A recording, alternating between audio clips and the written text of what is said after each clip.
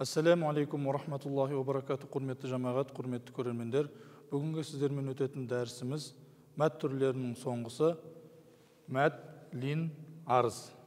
Мәт, лин, арыз. Мәт, лин, арыз дегеніміз не? Лин әрібі, яғни сүкінді вау, сүкінді яй, сүкін арызға жолыққанда мәт, лин, арыз болады. Мысалы, мына жерде уассайф деп кеп тұр.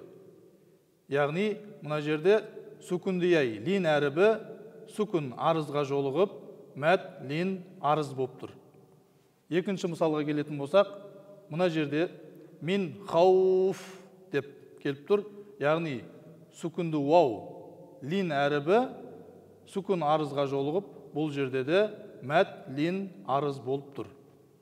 Мәт, лин, арыз екі әлифтен, яғни екі әріптен төрт әріпке дейін созылуы жәйіз. Яғни, екі әріптен төрт әріпке дейін созуға болады.